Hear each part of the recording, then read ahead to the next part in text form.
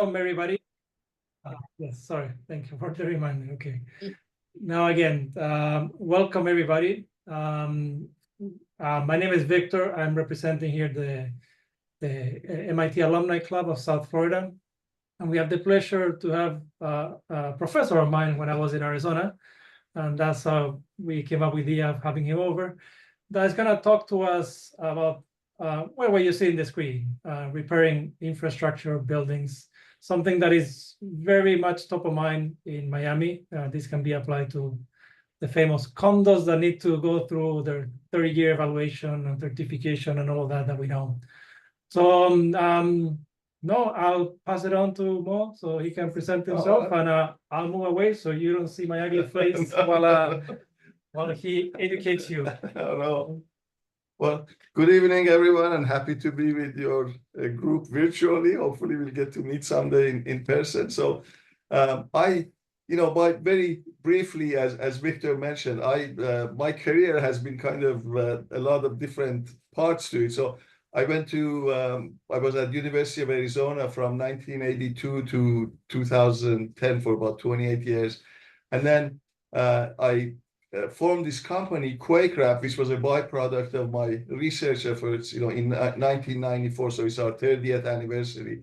And then I'm also a licensed contractor in a few states. So we do a lot of these projects as design, build, and, as you see them. But since most of you are also probably engineers, I tell people that the good news is that coming from a former engineering professor, there are absolutely no equations in this presentation, but only solutions. And you'll see how hopefully some of these are applicable to you. I will be making these slides available to you at the end, but I want to point out that there are about 160 or so videos on our YouTube channel that you can watch for these projects. The other one is for civil engineers. If they want to download our specs, you don't need to worry about that. So what I thought, we just cover tonight, talk a little bit about what I call the older or original version of these fiber reinforced polymer or FRP products, show you a little bit of the applications of that old, what I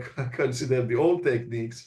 And then the bulk of the presentation is why these other systems that we have developed in the last, the 10, 12 years or so. So I won't go through the list now, and you'll see what each of these products they do. I wasn't sure if everybody, I'm sure not all of you are civil engineers, so I had to make some assumptions and just go to some basics. I apologize if these are too fundamentally for you. But basically, if you have a concrete beam, for example, and you load it with a truck going over a bridge, the top of it goes into compression and the bottom half of the beam goes into tension. And concrete is roughly has its tensile strength is about 15% of its compressive strength. So what happens is that, this concrete will crack in tension, and, if you had a bridge like that, it would actually fall apart into pieces. So to overcome that, we use reinforcing steel in the tension side of concrete structures to make sure that it doesn't fail prematurely. And of course, the problem is that steel, as you know, it corrodes, and then it expands. When it expands, it takes a larger volume, and it causes further cracking and breaking of the concrete. So much of really the problems with our built infrastructure is because of the use of steel. So I want to now share with you that there are three different concepts that I will be repeating throughout this presentation. And so these three ideas, if you remember to take note, a mental note of them. One of them is that, that we need a material for tension reinforcement. Usually steel traditionally has been used, and now in the work that we do, we use non-metallic materials like FRP products. The other thing is that there is this benefit of confinement. And the example that I always like to give is that it doesn't really matter what material you use. But let's say, for example, if you have a cup of water or coffee in a styrofoam cup, and you put a plunger on top of that coffee and start pushing down on that coffee, you see that it can take some load. And as you keep pushing on it, ultimately that styrofoam will bust and break. And if you, instead of that cup of coffee now, let's say if you do the same exercise with a can of Coke, which is made out of aluminum, for example, you see that it will take a lot more vertical load before it would bust open. So the action, so basically when you apply a vertical load to a column, this could be a column in a building, for example, also, that causes some lateral expansion, which if you have a material that confines it, you can increase, you can apply more and more load if you have a strong confining element around it. And so you see that we use this confinement a lot on some of our jobs. And the last thing is, if you think of, we know that oxygen is the fuel to the corrosion process. So when we, for example, you put a new steel column in a building, before you put it in use, we paint it.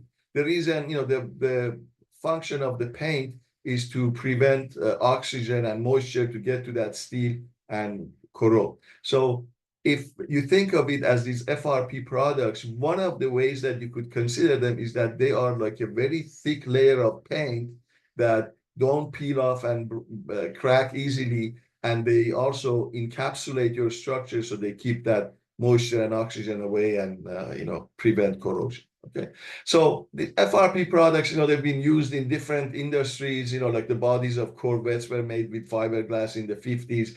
The hulls of boats, for the last 50, 60 years have been used a lot with composite material. And even the Boeing 787, everything you see in the gray color here, which is about roughly 70% of the fuselage of this aircraft, is either made out of carbon composites or sandwich construction, which are the two products that I'll be talking about. So they're not really experimental materials anymore.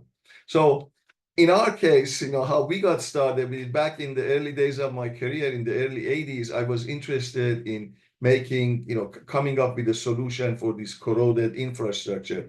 And I jokingly say that back in 1987, when I had a full head of hair and was a lot better looking, I came up with this idea of using non-metallic materials like carbon or glass, FRP or fiber reinforced polymer.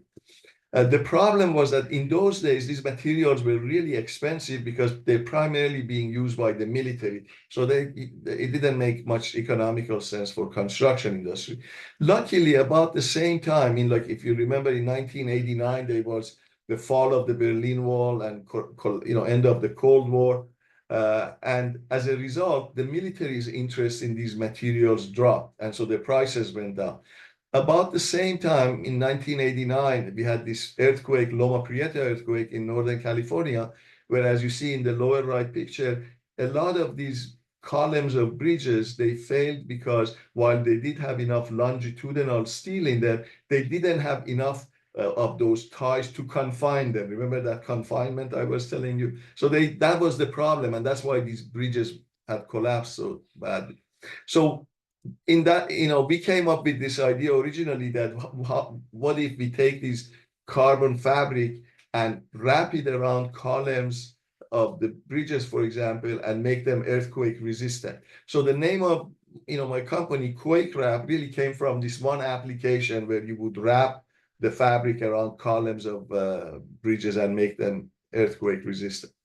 Now, before I go into this the presentation, I need to tell you a little bit about our organization because it's kind of, we are a little bit unusual compared to some of the other companies that you may have dealt with. So the blue stuff that you see, these boxes are the various functions that we do within this company, Quakewrap. So we come up, with a lot of different ideas. I have about 20 different patents. We do our own engineering design. We have our own manufacturing facility. Much of the products that you see in today's presentation, we manufacture those. Then we have internally, we have our own research and development lab, and plus we work with other government agencies to develop products and tests. So this blue stuff is under the Quakewrap umbrella. And then we have a construction company that does the installation of this. So we kind of go through this whole full circle of, coming up with an idea, designing it, manufacture, test, install, and rinse and repeat, basically. And we also, but just keep in mind that we oftentimes team up with other engineers or contractors to do these projects. So we look forward to collaborating with people.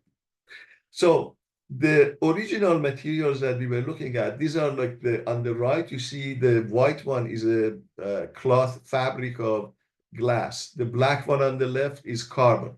And in the field, these get saturated with these various epoxies. And as you see, this is how we would use them. So let's say here we have, this is like the original idea. So let's say we have this group of bricks that are not connected together. We cut this piece of carbon fabric.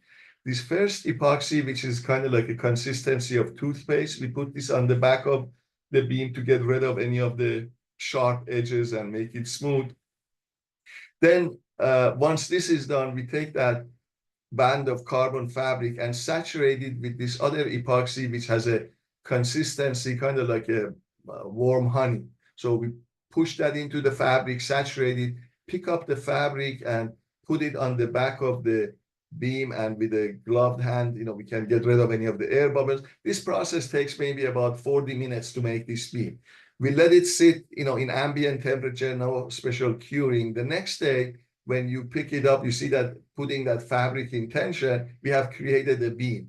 And not only it can support the weight of 4 guys, but that same next day, if you drove a truck over this thing, you see that it is actually the brick that crushes rather than the carbon fabric failing. So this is how the original idea was.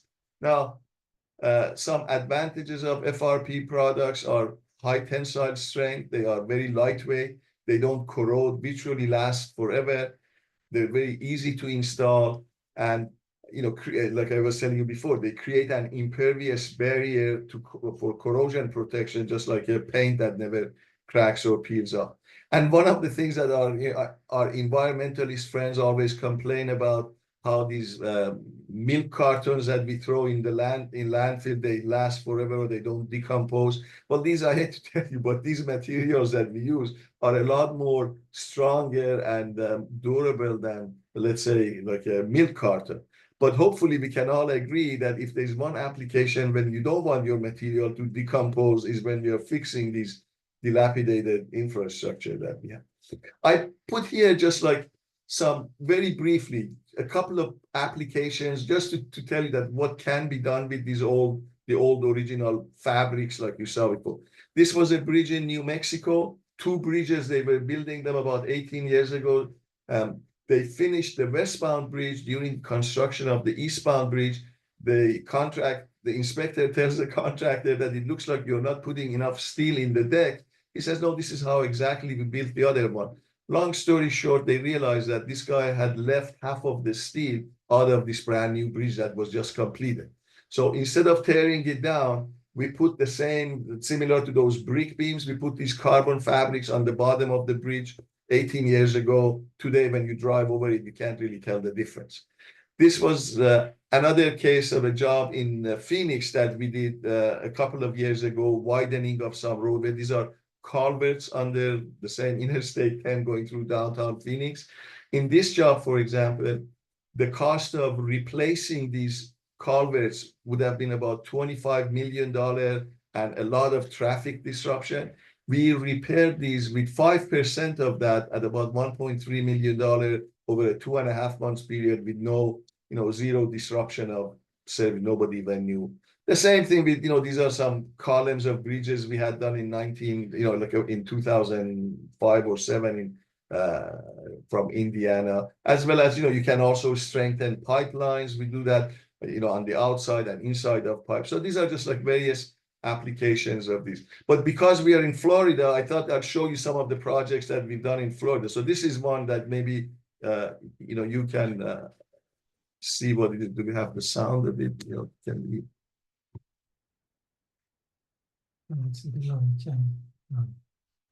What is that?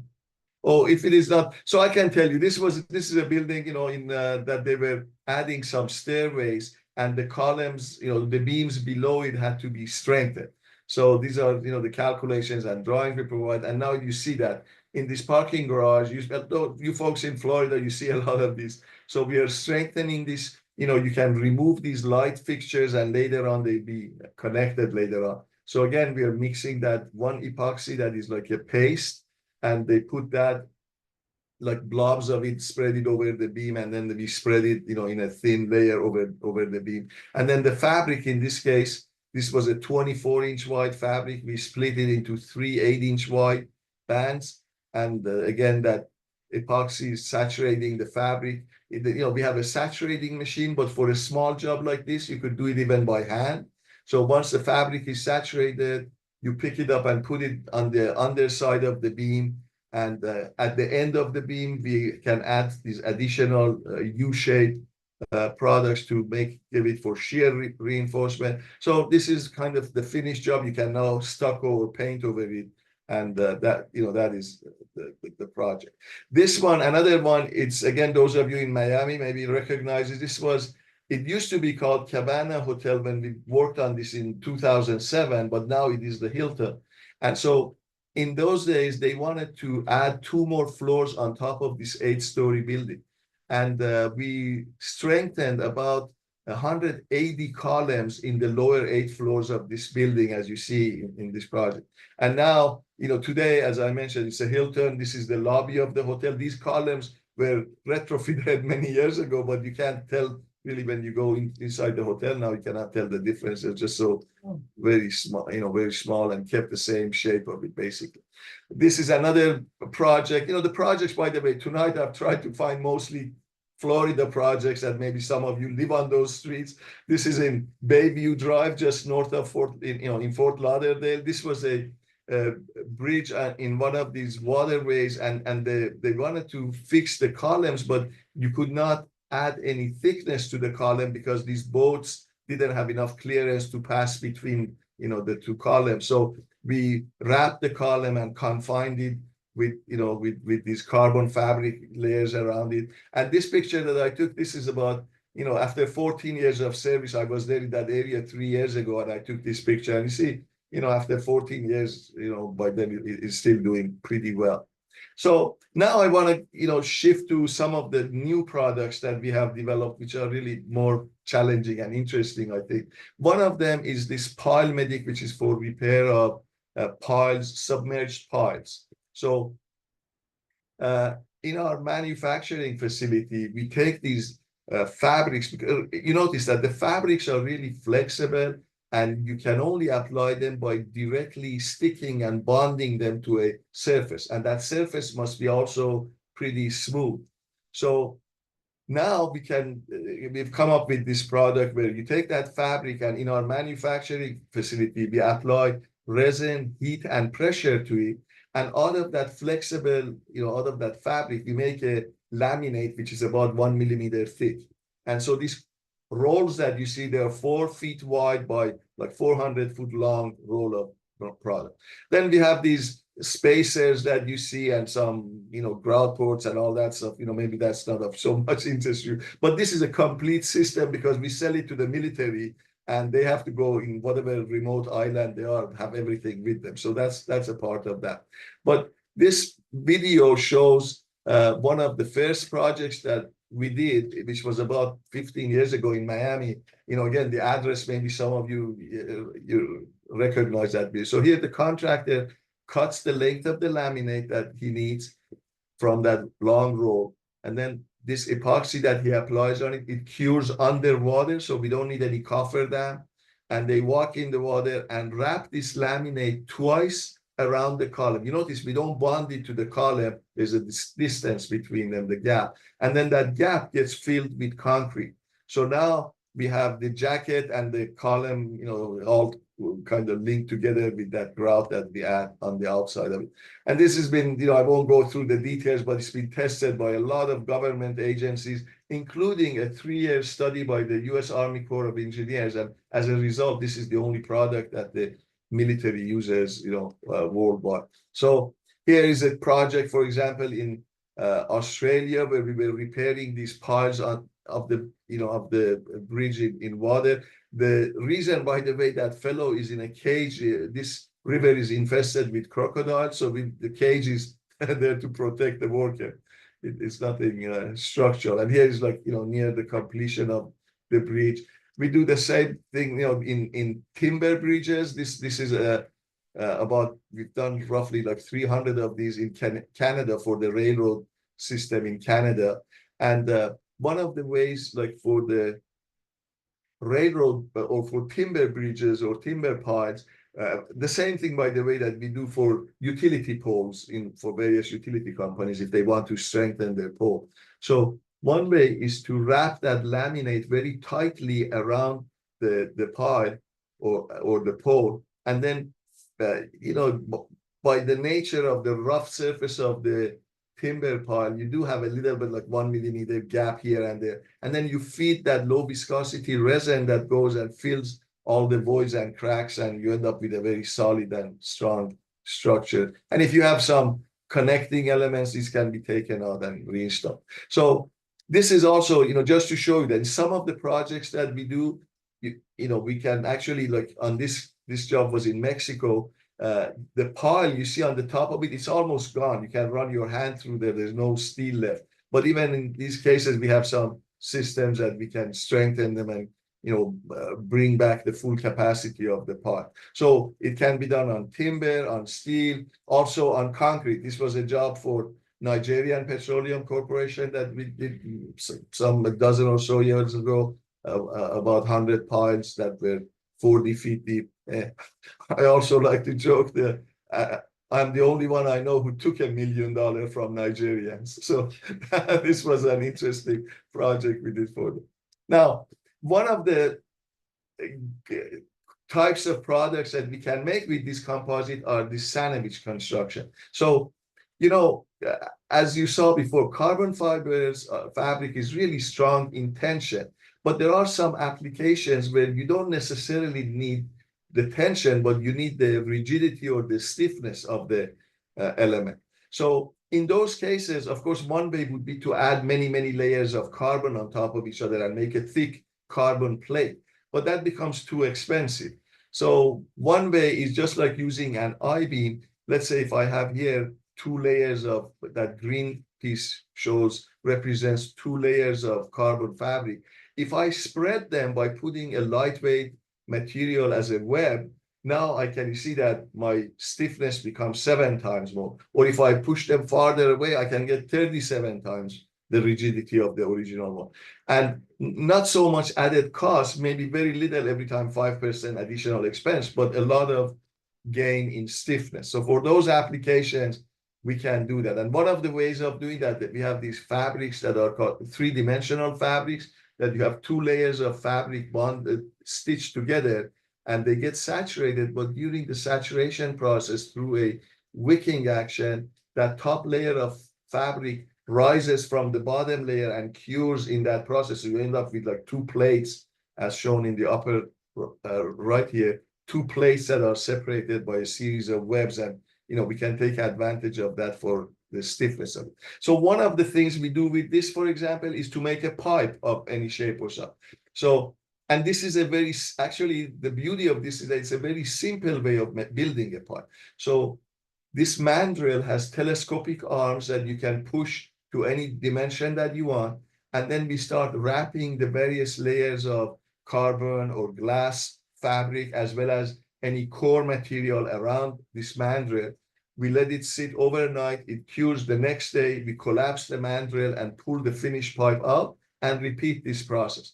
So this job in Australia we were doing several years ago, there was an 80-foot long culvert. So we made 4 pieces of these 20-foot long pieces in our office in Brisbane, and then shipped it to the job site. Here is, you see the culvert, and then these pieces of pipe are pushed inside of the old culvert with a process. This is called slip lining. So they slip line the culvert. The joints, at the end of the 20-foot pieces, because this was big enough, we could do it with man entry. A worker would go inside and wrap a couple of layers of fabric on the inside so they get connected together. And then the annular space outside of it gets grouted with concrete or from above. So but the nice thing is that you look at the size of this pipe and how these two guys, it's such a lightweight pipe in spite of its strength, that these 2 men can push it by hand, a 20-foot piece of pipe, with no equipment. And on this remote job site, for example, this was really quite a benefit to have something like that. And I put this one as, excuse me, but as my bragging rights, because this is the world's largest pipe that anybody has made. We made these pipes last year for a project in Detroit. These are 16 feet in diameter, and we made them 14 foot long so that they could be put on the back of a truck and they would clear under a bridge, to take them the relatively short distance that they had to travel to the job site. So there is a tunnel, as you see here. This is the shaft looking down at the tunnel. The tunnel is 17.5 foot in diameter. They removed the top half of that piece of the tunnel, and then these pieces of our pipe, they would be lowered inside of that tunnel, and like a barrel of a gun, they would just get connected together and line that tunnel.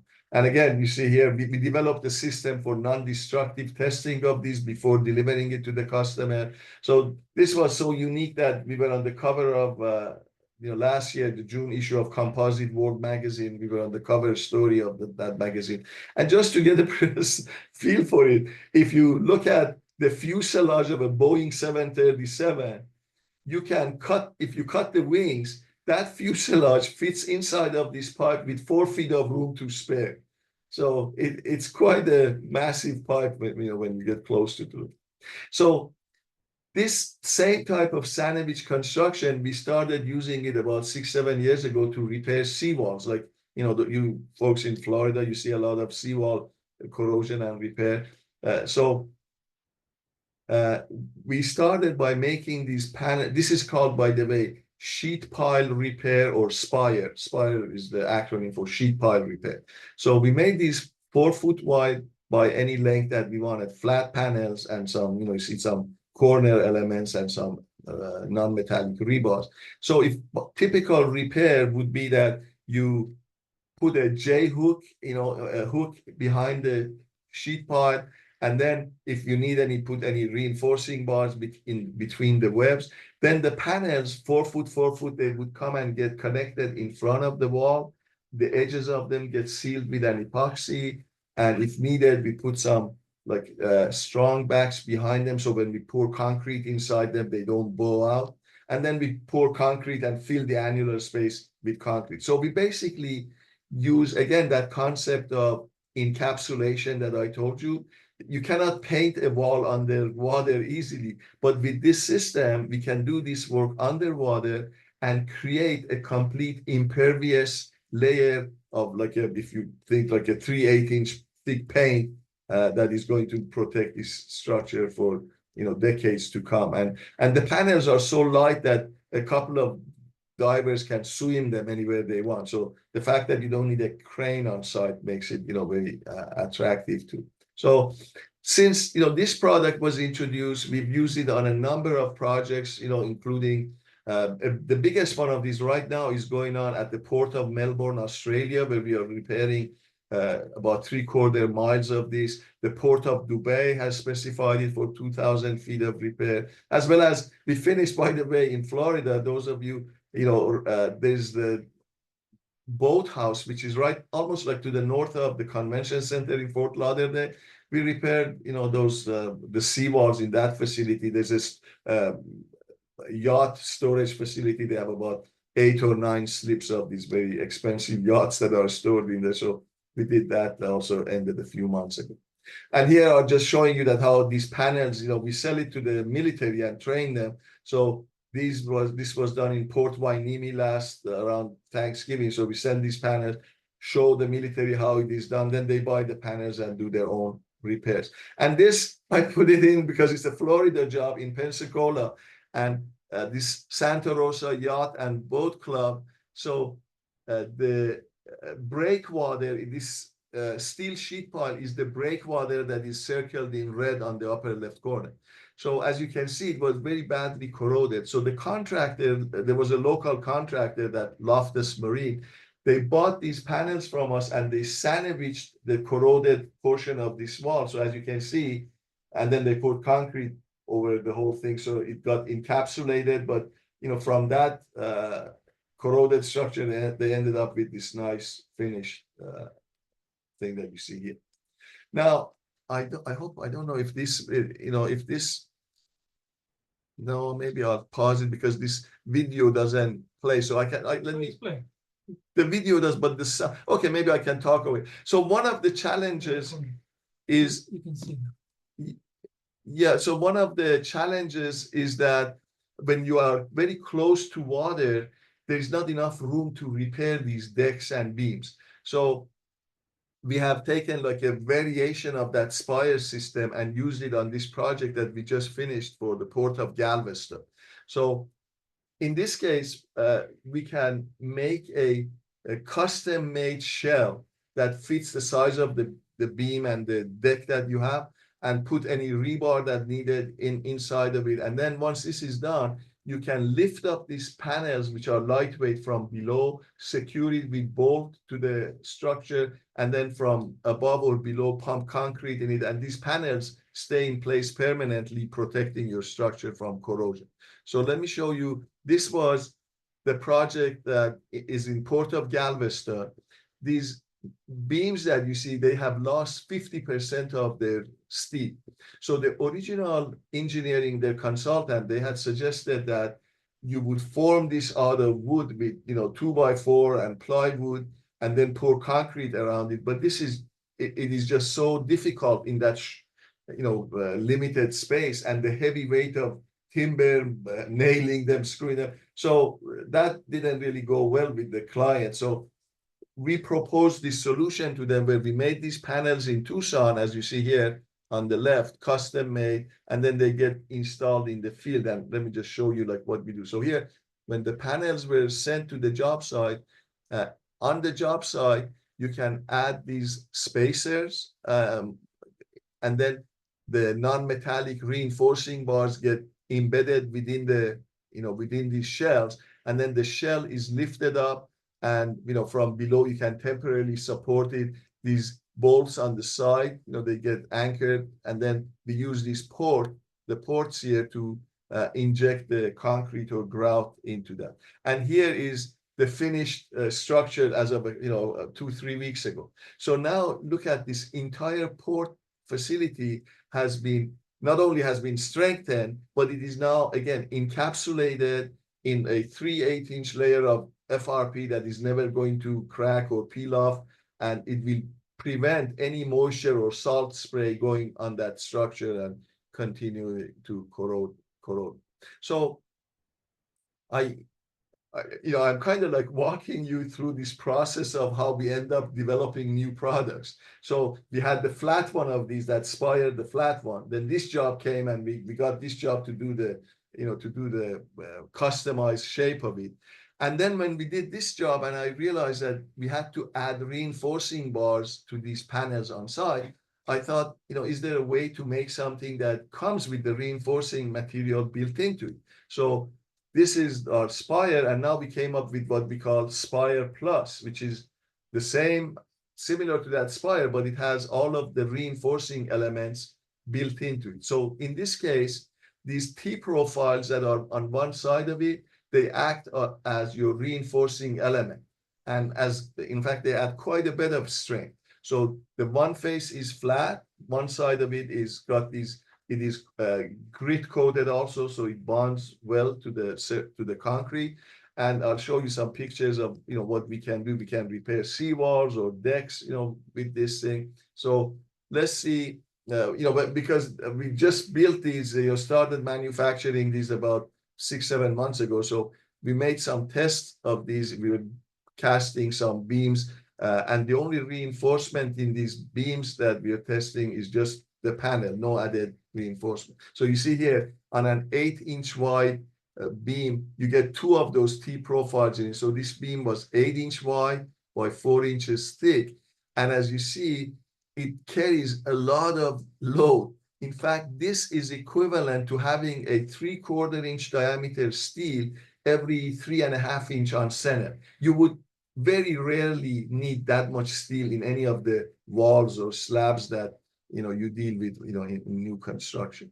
So just for example, imagine if you have a bridge to repair. Instead of spending a lot of time fixing, patching that surface of the concrete to make it smooth, to put your fabric around it or repair it, the rougher the surface, the better this product likes it. So virtually overnight on the side of the road, you can assemble these panels to the shape that you want. And with these, we have these corner elements that you can make a box shape out of it. And then in a matter of a couple of hours, you lift these up, secure it with a few bolts, and pour concrete in between here, and you're done. So you have in here, you have your stay in place formwork, your reinforcement, and your waterproofing, permanent waterproofing and moisture protection. The same thing can be done on water. So whether it is on land or on water, the same kind of approach can be done. I just threw in a couple of products. I've been really surprised at this product, how well it has been received by the industry. As I mentioned, we just introduced this about 4 or 5 months ago, and we've already done multiple jobs with it. So the jobs are all recent. This is in July. It's in New York, Annabelle Basin in Queens, where it's a timber seawall that was had deteriorated, and the soil was being lost through the wall. So here, we are installing the panels. In fact, as this shows, if the soil condition is right, you can actually vibrate the panels in, like he's doing here. And then these panels, they get connected with these anchor bolts to the deteriorated timber seawall. And then once you grout that, you can then trim the top of it, and then on the lower right, you see pretty much the finished wall. This one I put in there because this is an ongoing project for the city of Weston in Florida. We've been doing this for the last 4 or 5 weeks. Look at this, look at these seawalls and how badly deteriorated. You can see through them. This is supposed to be steel in there, nothing is left. So in some of the cases, like the case on the right, we can repair the seawall by putting these panels on one side of it. But if it doesn't work, on in some cases like this one, we can sandwich the wall in between. So these are just a couple of Florida projects. And the last thing I wanted to show you is, this concern about global warming. And we are looking at a couple of projects. As those of you who live in Miami area, that the city has passed, it's mandating that you raise the height of your seawalls. So these panels, there's a video. Let me see if again I can play, but the sound won't come out. So I'll explain to you. So these are, we're talking about the same panels that are grid coded. And for the most part, these panels are so strong that you don't need any reinforcing other than that. But if needed, you can add some, additional reinforcement. But so these panels, you can bolt them in front of your existing seawall. That sealant that goes in there makes them impervious. Then you would put another set of those panels on the opposite face, connect them with through bolts, and then you seal the ends and bottom of it, and fill the annular space with grout. And as I said, if you don't really need any additional reinforcement, but if needed, you can add some, non-metallic reinforcing elements in there also. But and then on the land side of it, you can put some planters or walkways and make it, decorated in a way that is a little bit, attractive to the people who live in the neighborhood. So this again is something that we are talking on. A couple of projects are in the design stage right now. But this wall, not only it is so easy to build, but it has no metallic material in it, and it is going to last virtually forever. So that's really one of the main advantages of it.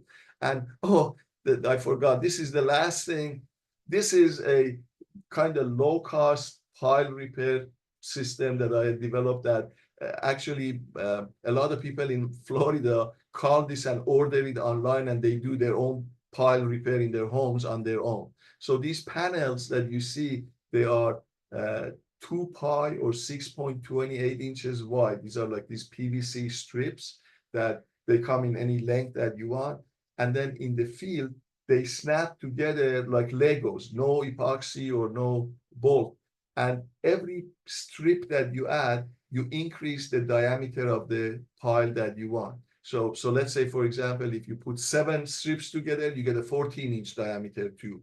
You put 8 of them, you get 16. So you can do that, and you can adjust their height and diameter, and then you fill it with concrete, as you see here. Down here, the lower in the center here, for example, there you see that you don't even have to make them circular. In this case, there were like 3 piles, and they're all being like an oval shape going around it. The picture on the upper right comes from a gentleman who's in financial services. He lives in Jacksonville, and he bought this thing and got a couple of guys on the weekend, and so he's fixed all of this. He sent me those pictures from what he's doing in his yard. So I think with that, I kind of like, I know maybe rushed through this, but I wanted to just give you some idea of the kind of stuff that can be done. And, I'll leave this on here if you have any questions. I should tell you that, we have tomorrow, actually, if you're interested, we have a monthly podcast. And tomorrow's podcast at noontime Eastern time, we are doing a live broadcast from a condo in Hollywood where we are repairing the columns of that condominium. So if all goes well, I'm going to be there and repair one of these columns for our audience, and you're obviously welcome to join and see how it is done if you're interested. Well, thank you very much. I think, let me check if there's some Yeah. questions here. I don't know if people can be unmuted, or I should read them out, Jennifer. I don't know how we prefer to do it here. You can have the people ask the question live if you like. Basically, we'll bring them in so people could see them. So the first person that had a question was Eduardo Torres.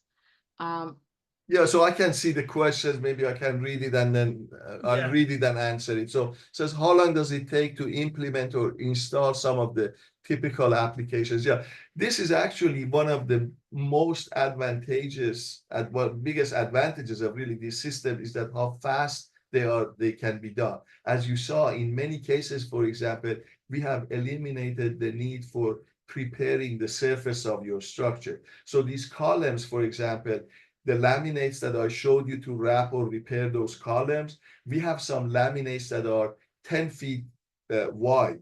So you can actually, like inside of a building or condo, for example, if you have a 10-foot tall column, you can do it in one step. Just wrap this laminate around the column and fill it with concrete. So they're really, really fast and efficient. That's probably one of the biggest advantages of this. Then we have from G. Callan that says, how do we determine the design strength of the repaired section? Yeah, well, the strength of the repaired section, this has been a work of about over 3 decades of R&D that I wasn't going to bore you with it. So all of these things have been tested. We provide, of course, engineering calculations. In our company, we are registered in many states. I'm registered in 20 states, including Florida. So we provide the engineering to get approval from the cities to do these repairs. And then there is a lot of these things. I try to maybe simplify it a little bit, but these are actually engineered solutions that require calculations, and we do provide those calculations for the project. We have another one from Philip Greenspan. He says, are new buildings being built with these techniques, or is it always much cheaper to build with steel concrete and then fix it with your design 20 years later? Yes, unfortunately, really, new buildings could be built with these, but unfortunately, the mindset of us in this country is that everybody wants to spend the least amount of money today to build their structure. So we don't want to spend an additional 10%. And get a lot more life out of it. So sadly, you're right, Philip. We still continue to build it with steel and concrete, and then when something wait for it to corrode and fix it. This is one. Like I was a couple of months ago walking around. I was in Fort Lauderdale one night and walking around, and I noticed that Fort Lauderdale, for example, they are doing several of these rising the elevation of their canals. And they're building it the same way, building timber formwork, concrete and steel rebar in it. And I just wish I knew somebody in the city and say, look, don't do this thing like that. You could, in fact, now with this system, you could even do it cheaper than steel and concrete, and it would be longer lasting. But they just continue to do it the way they feel comfortable. Elena has a question: how do we access the podcast? Yes, Elena, I will. The best thing, actually, I know the best thing is if you go to my LinkedIn account, so on my LinkedIn account, there's a link to this podcast, and I can. No, in the LinkedIn page of the club, Uh-huh. they can link to your LinkedIn page. Yes. So if after the session, we can probably share via the invitation that everybody got, so you can have all the contact details of Professor Ehsani, and you can. Yeah, find it I'd there. be happy to do that. Yes, yeah. And again, that podcast is really open. It is intended for non-technical people. So if you have, friends who live in condos that are worried about their condos having the fate of Champlain Tower, tell them to watch this thing and see how inexpensively and quickly they can be fixed. Yeah. Do we have any? We have Yes. the other one, that iPhones or No. Lester's, yeah. Do you have a product for strengthening concrete patios? Well, concrete patios, I'm assuming that, like if you're talking about maybe some of these balconies or patios, yeah, if it is anything that the steel in it is corroded, then yes, these same techniques can be used to strengthen basically those structures. This is a remarkable. Thank you. Yeah, thank you for your kind words. Stop Well, sharing. thank you, Philip, for telling us to stop sharing. We didn't know how it looks, so this will be the next one. Yeah. So each project that requires permit from the city, you provide product approval or make all the evaluation and bring customers. I think by now, at least many of these cities have heard of FRP, and we have done, as you see, we have received permit from many of the municipalities around. As you know, Fort Lauderdale is different than Miami, and so there are multiple jurisdictions, but we have received approvals from many of these jurisdictions. So I don't think that really has not been an issue. And again, when we, even though those engineers may not be familiar themselves with these products, but once they see our calculations and our backup data and test results and everything, we really have not had any pushback from the approval point of view. Elena would say, what is the determined lifespan of repairs? It must differ if your company does the installation versus private owners who buy the material. Yeah, yes, these. So the question is the lifespan of these and how workmanship of the installation crew affects that lifespan. You're right. These things really, they need to be done properly. Although some of my recent products that I have developed, these, as you notice, these come like panels that you just bolt them and pour concrete in it. So there's very limited chance of you screwing it up, really. The contractor just cannot, although you should never underestimate the ignorance of some people in construction industry. But basically, we have taken a lot of the challenges out of it. The ones that I was showing you as the early generation, where you had to take the fabric and mix the epoxy, saturate it, all of those steps introduce opportunities for messing it up. So those require a little bit more knowledge. But these laminates, for example, like the system that you see tomorrow in our podcast, if you come, you see that it is really very forgiving, and there's not much that you could do wrong with it. I think that's all that is coming there. I do have a question though. Yes. And yes, it was prepared because I wanted everybody to hear the question and the answer about the materials. Yeah. I mean, you started in the 80s. Yeah. And now 40 years later, how have the materials changed? You started with fabrics, and now you have different shapes. How does it change, and what do you see going forward in terms of materials? The materials, I think we have been, I always say we've been blessed by our customers pushing us. And really I can tell you that unfortunately, like when I look at my colleagues who are in academia and they've always remained a professor, there's really, it's unfortunate that there is not so much interaction between the practicing world and the academician, so that you learn or you really get to solve some problems that are needed to be solved. We all in the academic life, we always want to come up with the next thing to write a paper on and put it on a shelf, and God knows who another graduate student only would read the paper to refer to his paper. But working with construction contractors, with owners, making these products, installing them, it's been really a rewarding career for myself, and this has been very helpful in getting us to develop these products. Because if you're sitting in your office in a closed environment, you never learn about the needs of what is needed in on these projects. So these products, they have just like come about one by one just because of the needs that we saw in the field.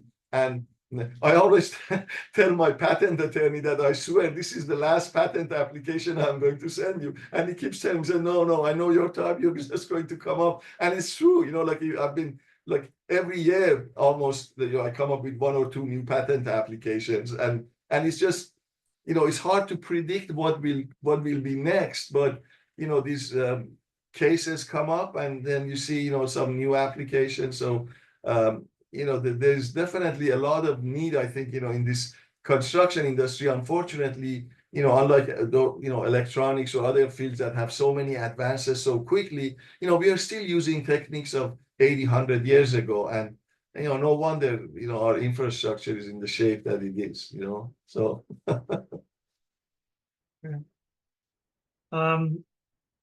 I don't know if there's any more question that Jennifer and Rin, do we usually unmute people here so they can ask something, or we keep them mute? It's up to you. If I believe people have the ability to do a raise hand, and if they do, there are some. you I could think that allow chat, the chat, anything in the chat room. The chat is only for. Oh, I see. Okay, so the Q&A. Okay. I think we saw most of if the. anybody wants to ask a question live, just go ahead and raise your hand. I'll find a way to see it. In the meantime, I do have another question. I'll ask you 2 questions. You decide if you answer them both or one. Okay. Well, the condos in Miami are going through a lot of reassessments and all that, and the owners are needing to cough up a lot of money. Any ideas? Can you give any light into the cost of a repair for a condo? Yeah. And then the second question is, what happened up north? Do you think this type of material would have prevented that or delayed it, or would it make a difference?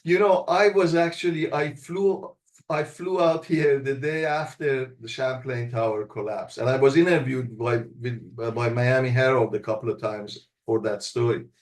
And I was honestly just like so heartbroken when I saw that, the reason, apparently, at least what was being published, is that the reason that these people they couldn't afford the $10 million bill to repair their condo. So no wonder they didn't do their repairs. And then, we saw that the tragedy that it resulted in. So as a result of that, I made a 23-minute video, only for non-engineer but condo owners in Florida, that I explained all of these techniques and how these techniques could have saved a lot of repair costs. And that's really what is bothering me, is that unfortunately, when I see that people are delaying postponing their repairs because they can't afford them, I don't know how to get the word out to them.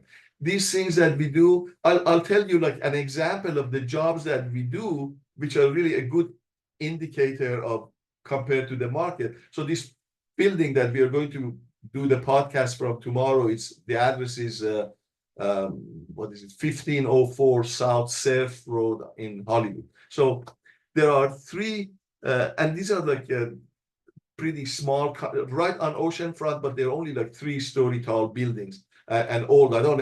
Frankly, I don't know why the owners, they want to repair them, because I think they could get so much more value for that oceanfront if they demolish this. But be it as it may, they wanted us to repair one of these condos. And when we told them that the repair for all of the columns and beams below this thing was $350,000, I think was the bid, or we told them, this is gonna, they immediately asked us to do the adjacent two buildings too. So I know that at least they probably had some idea of what it would have cost to do with conventional repairs. And that's why they jumped on this thing and said, no, here, do all three of them.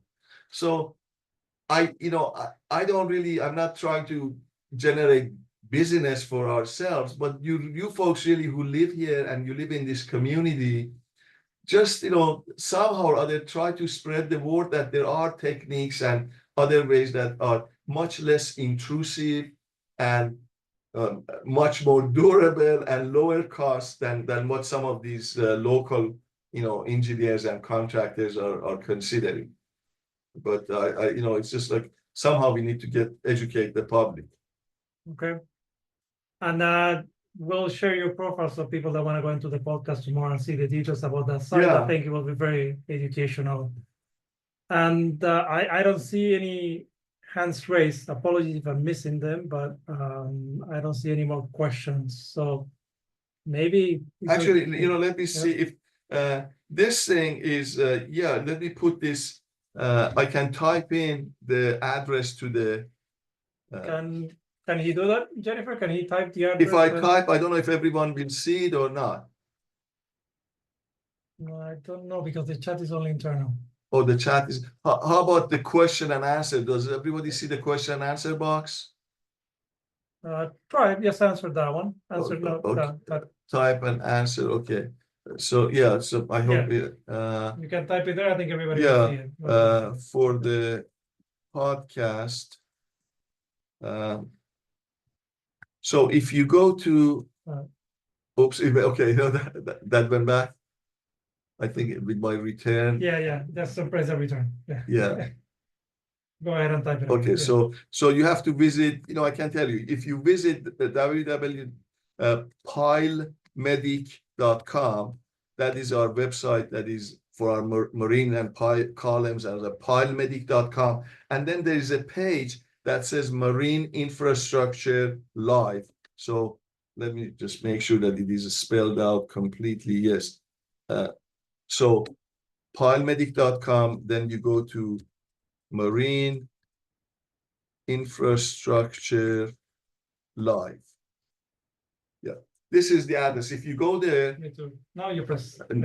Yeah. So this is the address. If you see, I answered it to someone, but hopefully everyone can see it. But that pilemedic.com/marine-infrastructure-live. That's the website or the page that has you can register for. Somebody's asking for your contacts, and I think we have them here. We have that. Yeah, the contacts are there. Actually, let me. You can. I can also tell you if you'd like the easiest way, either by email or my cell phone is always easy to. It's 520.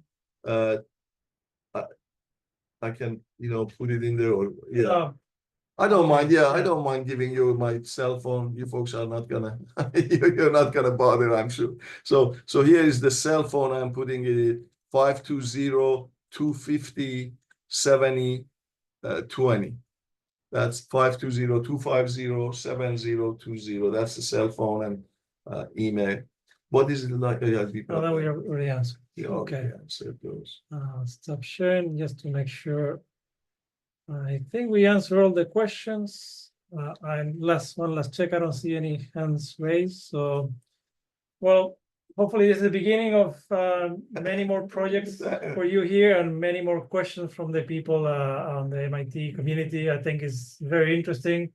I still remember what you were doing when I was in Arizona in the late 90s. Yeah. So that speaks to, I guess, the innovative aspects of the material, the company, everything. Either that or I wasn't as smart as Victor, so it's taken me 40 years to learn these things. If I was any smarter, I would have finished it after 5 years. But thank you for your time. Thanks to everybody for joining us. And No, we'll hopefully see you Thank you. again. Yeah, we have really appreciate everyone's coming, taking the time out of your evening. I appreciate it, and good luck to you. Okay, Thank you. bye. Jennifer, Noreen, we finish it, or I mean, Noreen, can you stop recording?